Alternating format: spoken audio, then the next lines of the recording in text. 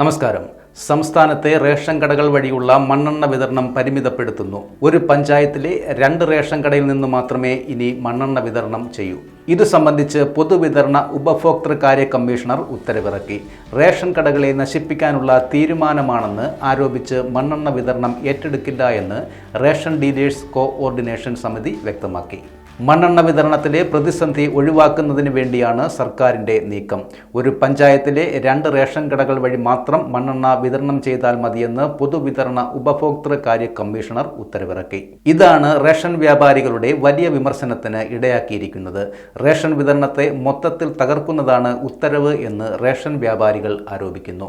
ഉത്തരവ് റേഷൻ വ്യാപാര മേഖലയിൽ ഗുരുതരമായ പ്രത്യാഘാതം ഉണ്ടാക്കുന്നതാണെന്ന് വ്യാപാരികൾ പറഞ്ഞു.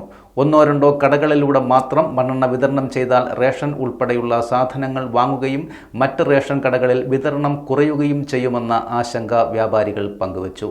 പൊതുവിതരണ രംഗത്ത് വലിയ പ്രതിസന്ധി സൃഷ്ടിക്കുന്ന തീരുമാനമായതിനാൽ നടപ്പിലാക്കാൻ കഴിയില്ല എന്ന് വ്യാപാരികൾ നിലപാട് എടുത്തിട്ടുണ്ട്.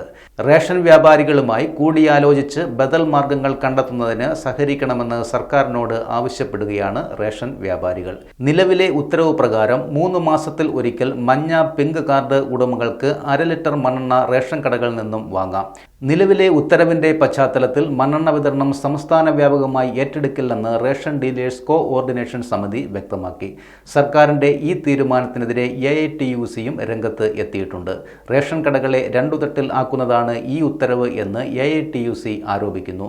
കേന്ദ്ര സർക്കാർ മണ്ണെണ്ണ വിഹിതത്തിൽ വരുത്തിയ കുറവ് സംസ്ഥാനത്തിന് വലിയ തിരിച്ചടിയും ആയിട്ടുണ്ട്.